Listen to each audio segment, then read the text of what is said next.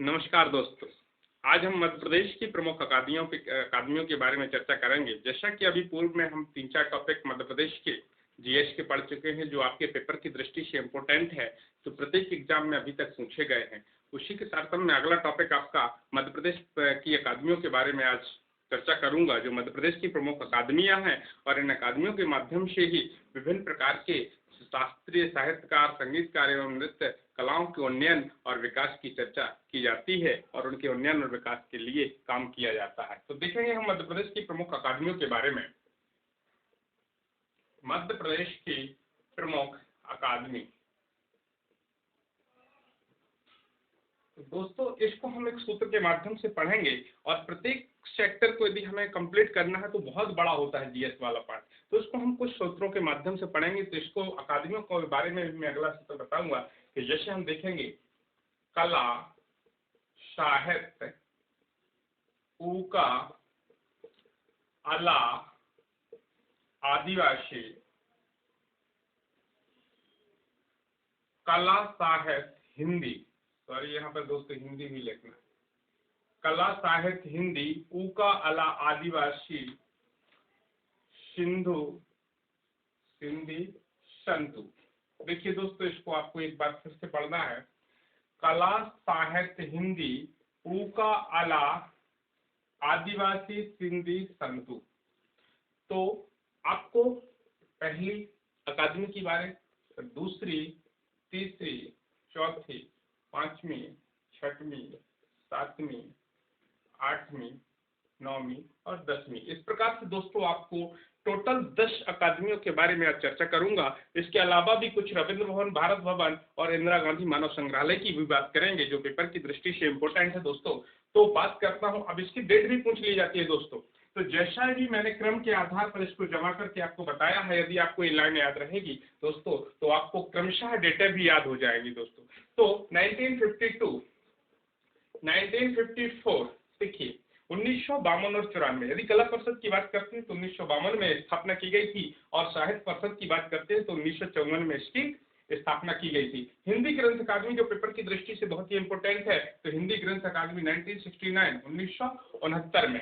फिर 1969 के बाद देखिए फिर उर्दू अकादमी की स्थापना 1976, कालिदास 1977, अलाउद्दीन 1979। तो देखिए दोस्तों ये 7 वाली लाइन में है। तो यहाँ पर आपने देखा 52, 54 और 69 की बात की गई थी। इसके बाद उर्दू, कालिदास और अलाउद्दीन संगीत अकादमी की भी बात की गई है। तो 1976, 1977 और 1979 में इन अकादमियों की भी बात कही गई है। इसके बाद आदिवासी लोक कला परिषद की भी बात की जाती है। तो 1980 में किसकी बात की गई थी? तो आदिवासी लोक कला परिषद का भी गठन किया गया था। इसके बाद सिंधी संतु की भी बात करते हैं, तो 80 की लाइन में ये भी है। तो 1983, 1984, 85 और इसके बाद तुलसी अकादमी की बात 1987। तो दोस्तों ये भी लाइन भी आपको याद रहे। तो देखिए 8 की लाइन यहाँ से 80 वाली लाइन में 80, 83, 84, 85 और 87 में इन अकादमियों की। तो आदिवासी लोक कला परिषद की स्थापना 1980 में की गई है।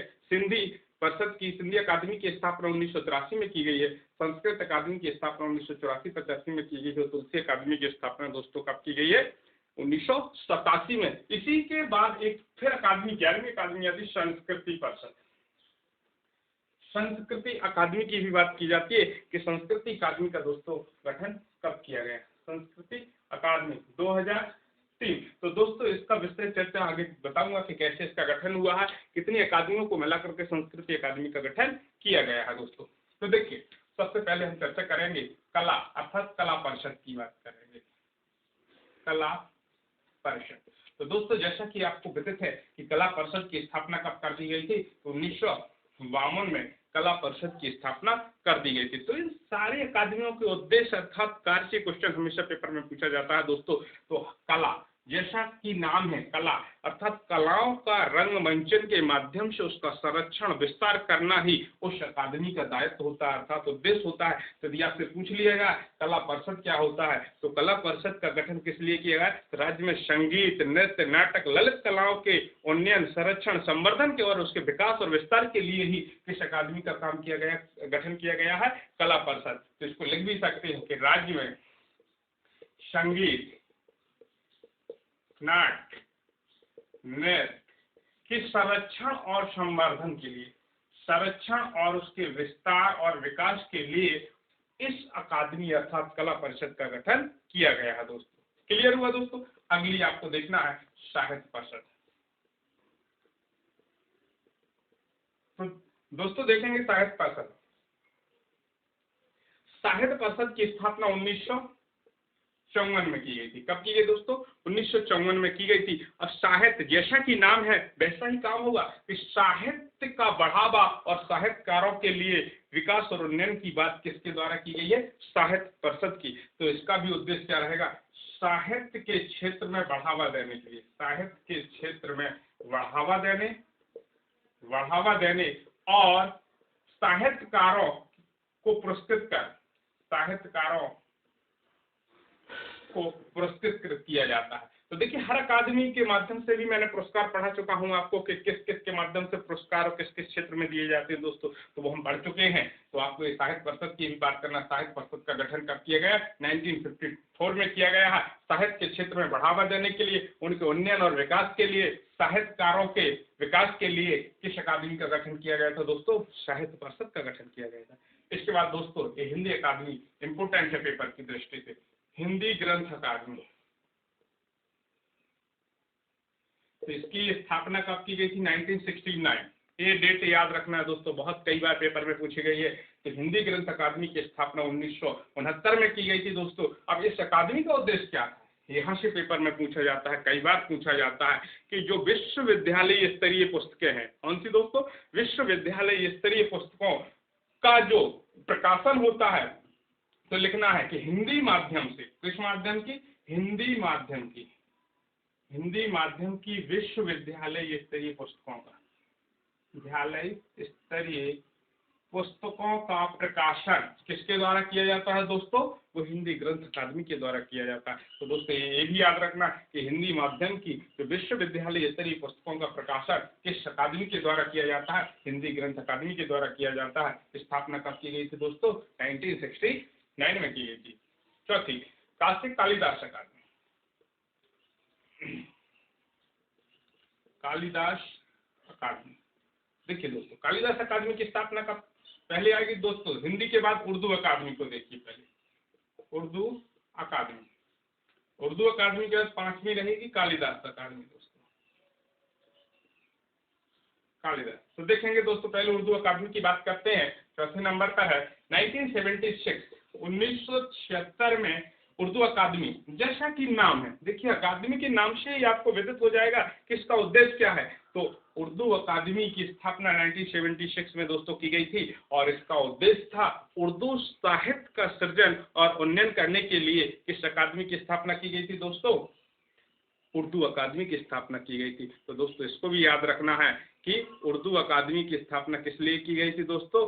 तो उर्दू साहित्य के उन्नयन और विकास के लिए की गई थी। ठीक है दोस्तों, उर्दू साहित्य का बढ़ावा और विकास के लिए। फिर आती है बात दोस्तों कालिदास। तो एक साल 1976 के बाद 1977 में किस अकादमी की स्थापना की गई थी दोस्तों?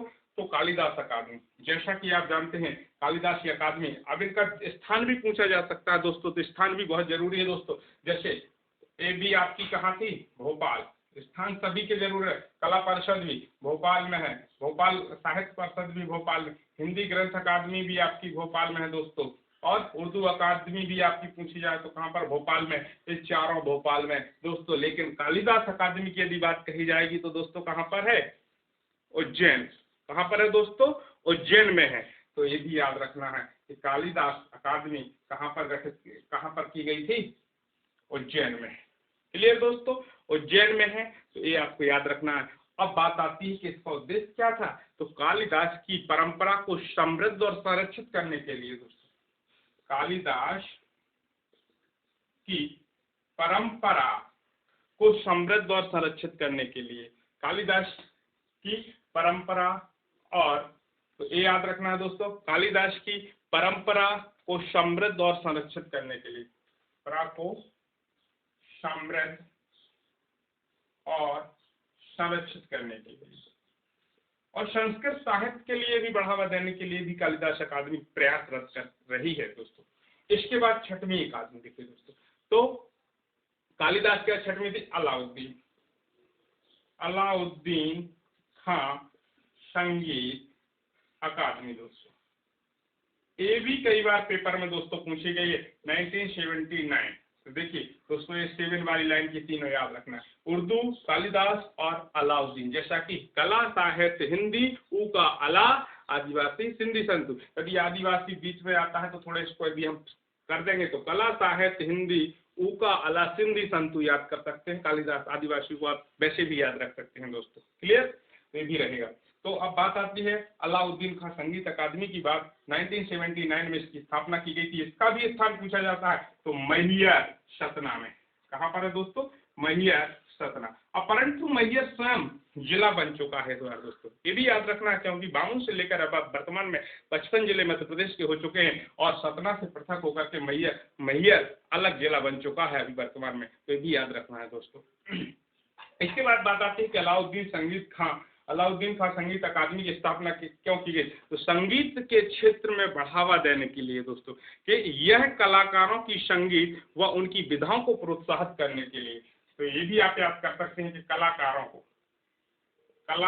को संगीत और संगीत की विधा के क्षेत्र में बढ़ावा देने के लिए, उनके उन्नयन और विकास के लिए इस अकादमी की स्थापना की गई थी दोस्तों, अलाउद्दीन खां संगीत अकादमी। दोस्तों इसमें एक क्वेश्चन और पूछ लिया जाता है, इसमें आकर्षण का केंद्र, एक समारोह होता है, समारोह के दौरान मैंने पढ़ाया था कि कालिदास समारोह के दौरान मुख्य आकर्षण का केंद्र क्या रहता था दोस्तों? तो मैंने बताया था मैहर बैंड, जो हमारे अलाउद्दीन खां के द्वारा एक मैहर बैंड की स्थापना की गई थी, और वो मैहर बैंड आकर्षण का क्या। परंतु यहाँ हम अकादमी की बात करते हैं और अकादमी का काम होता है कि कलाकारों को संगीत की विधा के क्षेत्र में उन्नयन, सृजन, संगीत, वार्तालाप, संवाद, इन सारी चीजों का उल्लेख किया गया, ये भी याद रखना। तो दोस्तों इस प्रकार से 6 अकादमियों की चर्चा हुई। आगे इसका स्क्रीनशॉट ले लीजिए, आगे बता रहा हूँ। चलिए दोस्तों इसके बाद देखेंगे दोस्तों 7वीं अकादमी की बात आती है कि आदिवासी लोक कला परिषद। कौन सी है? आदिवासी लोक कला परिषद। ये भी पूछ लिया जाता है कि आदिवासी लोक कला परिषद का गठन कब किया गया दोस्तों? 1980 में किया गया है, और ये भी भोपाल में किया गया। कहाँ पर किया गया? भोपाल, याद रखना है। आदिवासी कला क्षेत्र में इसमें आदिवासियों की प्राचीन सभ्यता को बनाए रखने के लिए, आदिवासी परंपरा को सहेजने की दृष्टि से और उसकी कला को सुरक्षित रखने के लिए किस परिषद का गठन किया गया दोस्तों? आदिवासी लोक कला परिषद का गठन किया गया। 8वीं अकादमी सिंधी अकादमी। दोस्तों सिंधी अकादमी की स्थापना कब की गई? 1983।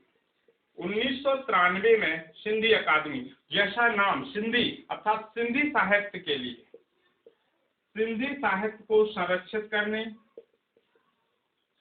और सिंधी साहित्य के कलाकारों को पुरस्कृत करने, उनके उन्नयन के लिए, विकास के लिए कौन सी अकादमी की स्थापना की गई है दोस्तों? सिंधी अकादमी की स्थापना की गई है दोस्तों। इसके बाद 9वीं संस्कृत अकादमी 1984-85। अब इसका देखिए, अब दोस्तों ये भी पूछा जाए तो ये भोपाल में है, आपकी संस्कृत अकादमी भी भोपाल में। 10वीं दोस्तों है तुलसी अकादमी की स्थापना दोस्तों 1987। अब दोस्तों यहाँ पर गलती नहीं कर देना, एक मैंने पढ़ाया था अभी कुछ समय पहले, तुलसी समारोह की बात की गई थी कि तुलसी समारोह का आयोजन कहाँ किया जाता है दोस्तों? तो तुलसी समारोह का आयोजन तो किया जाता है चित्रकूट में, और चित्रकूट किस जिले के अंतर्गत है दोस्तों? सतना जिले के अंतर्गत। परंतु यदि अकादमी की बात कही जाए तो तुलसी अकादमी की स्थापना 1987 में की गई थी। यदि इसका मुख्यालय पूछ लिया जाए कहाँ पर है दोस्तों, कहाँ पर की गई, तो भोपाल में है। कहाँ पर है दोस्तों? भोपाल में। तो ये भी याद रखना। अब बात आती है तुलसी अकादमी क्या करती है? संस्कृत अकादमी। तो दोस्तों देखिए, संस्कृत अकादमी जैसा नाम, संस्कृत साहित्य के सृजन के लिए, उनके साहित्यकारों को पुरस्कृत, उन्नयन और विकास के लिए इस अकादमी की भी स्थापना की गई थी दोस्तों, कौन सी? संस्कृत अकादमी की भी की गई थी। इसका प्रचार प्रसार करना, प्रकाशन करना संस्कृत भाषा का, इस सारे काम किस अकादमी के द्वारा किए जाते हैं दोस्तों? संस्कृत अकादमी के द्वारा। इसके बाद तुलसी अकादमी की भी बात की गई है, तो दोस्तों ये भी याद रखना है कि यह गोस्वामी तुलसीदास के संबंध में, किसके बारे में? स्वामी गोस्वामी तुलसीदास जी के। तो गोस्वामी, ये भी याद रख, तो गोस्वामी तुलसीदास के साहित्य, दोस्तों याद रख, गोस्वामी तुलसीदास के साहित्य के संबंध में शोध, के संबंध में शोध, प्रचार प्रसार का कार्य किस अकादमी के द्वारा दोस्तों किया जाता है? तुलसी अकादमी के द्वारा किया जाता है, और इसकी स्थापना 1987 में भोपाल में की गई थी। अब इसके बाद बात आती है दोस्तों 11वीं संस्कृति अकादमी की स्थापना। ये इंपॉर्टेंट है दोस्तों, ये अभी 2003 में की गई है और भोपाल में। कहाँ पर है? भोपाल में।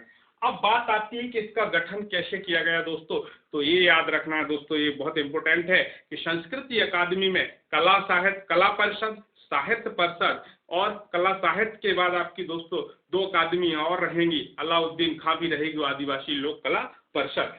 तो देखिए दोस्तों ये याद रखना कि जो पहली और दूसरे नंबर की, तो कला परिषद, साहित्य परिषद, इसके बाद अलाउद्दीन खां संगीत, उद्दीन खां संगीत अकादमी, और इसके बाद चौथी है आपकी आदिवासी लोक कला परिषद, आदिवासी लोक कला परिषद। तो दोस्तों याद रखना इस संस्कृति अकादमी की स्थापना 2003 में की गई थी। किन अकादमियों को पुनर्गठित करके की गई थी? तो कला परिषद, साहित्य परिषद, अलाउद्दीन खां संगीत अकादमी और आदिवासी लोक कला परिषद को पुनर्गठित करके कौन सी अकादमी की स्थापना की गई है दोस्तों? संस्कृति अकादमी की स्थापना की गई है, भोपाल में की गई है, 2003 में की गई। ये भी दोस्तों पूछा जा सकता है, इनमें से किन अकादमियों को पुनर्गठित करके संस्कृति अकादमी की स्थापना की गई? तो दोस्तों यहाँ से भी क्वेश्चन पूछा जा सकता है। दोस्तों यहाँ तक क्लियर? इसके बाद 2 चीजें और पढ़ेंगे, 2 से 3, रविंद्र भवन, भारत भवन और इंदिरा गांधी राष्ट्रीय मानव संग्रहालय, जो पेपर में बहुत इंपॉर्टेंट है। चलिए दोस्तों यहाँ तक कंप्लीट हुई है 11 अकादमी, देखेंगे दोस्तों।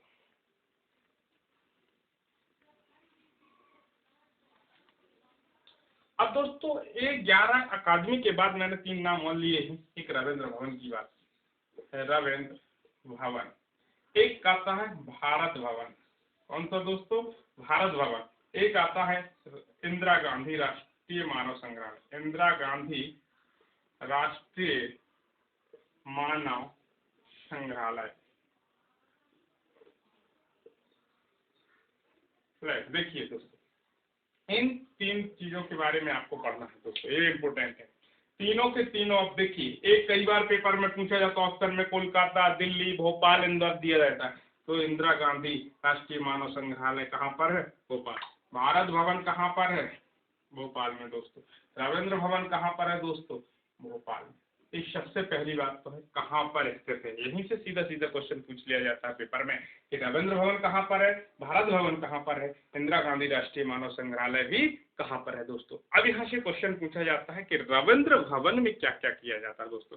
तो मध्य प्रदेश में विभिन्न कलाओं के प्रदर्शन हेतु नाट्य के रूप में दिया जाए कि नाट्य रंग का मंचन के रूप में यहाँ मेलों का आयोजन भी किया जाता है, परंतु किसके अधीन है? राजभाषा एवं संस्कृति संचालनालय के अंतर्गत। राजभाषा एवं संस्कृति संचालनालय, राजभाषा एवं संस्कृति संचालनालय, संस्कृति संचालनालय। देखिए दिया जाए कि रविंद्र भवन किसके अंतर्गत कार्य करता है? राजभाषा एवं संस्कृति संचालनालय के अंतर्गत कार्य करता है और नाट्य के क्षेत्र में भी कार्य करता है, रंगमंचन भी किया जाता है। अब यहाँ से क्वेश्चन और दोस्तों पूछा जाता है कि इसको 2 भागों में अंतरंग और बाह्यरंग, बहिरंग के रूप में बांटा गया। अंतरंग के अंतर्गत और बहिरंग के कि जो रविंद्र भवन है, रविंद्र भवन के अंदर का जो कैंपस है, अर्थात जो सिटिंग अरेंजमेंट की बात करते हैं, तो यहाँ पर लगभग दोस्तों यदि आ जाता है तो 7 to 8 अर्थात 728 सीटों की व्यवस्था की गई है, अर्थात यदि बात आ जाए कि अंतरंग में बैठक व्यवस्था कितनी है रविंद्र भवन में, तो 728 लोग एक साथ बैठकर वहां पर रंगमंचन को देख सकते हैं दोस्तों, या कोई भी कला प्रदर्शन वहां पर आयोजित की जाती है तो उसमें। परंतु बहिरंग अर्थात जो खुला रंगमंच है, इसको बहिरंग को खुला रंगमंच भी कहा थे, तो जो कैंपस के बाहर खुला रंगमंच है वहां लगभग 5000 लोग एक साथ वहां पर रंगमंचन का आयोजन देख सकते हैं, वहां पर इतनी भीड़ आयोजित की जा सकती है दोस्तों, ये भी आपसे पूछा जा सकता है। इसके बाद बात आती है भारत भवन, जहां से बहुत इंपोर्टेंट क्वेश्चन बनते हैं दोस्तों। भारत भवन अधिनियम कब आया? तो भारत भवन न्यास अधिनियम 1982 में आया। कब आया? तो दोस्तों भारत भवन न्यास अधिनियम 1982, अर्थात उसी के तारतम्य में 13 फरवरी 1982, ये डेट याद रखना दोस्तों, 13 फरवरी 1982। तो भारत भवन न्यास अधिनियम 1982 के आधार पर 13 फरवरी 1982 को किसकी स्थापना की गई थी दोस्तों? भारत भवन की स्थापना की गई थी। पहला क्वेश्चन दोस्तों। इसके बाद इसके वास्तुकार पूछ लिए जाते हैं दोस्तों। क्या पूछ लिए जाते हैं? वास्तुकार कि इसकी डिजाइन किसके द्वारा बनाई गई थी भारत भवन की दोस्तों? तो किसके द्वारा? चार्ल्स कोरिया, सभी लोग जानते हैं चार्ल्स कोरिया, तो ये नाम भी बहुत चर्चित रहता है। तो यदि डेट पूछी जाए भारत भवन की, तो 13 फरवरी 1982 को इसकी स्थापना की गई थी भारत भवन न्यास अधिनियम 1982 के आधार पर। इसके वास्तुकार कौन थे, डिजाइन कौन किन्होंने बनाई थी? तो वास्तुकार थे चार्ल्स कोरिया थे। अब बात आती है कि इसको भी कितने भागों में बांटा गया दोस्तों? भारत भवन को 6 भागों में बांटा गया। कितने भागों में? 6 भागों में। रूपांकार, वागार्थ, रूपांकार पहला, सेकंड वागार्थ, अनहद, रंगमंडल। तो देखिए दोस्तों, इनको ध्यान से देखिए, रूपांकार, वागार्थ, अनहद,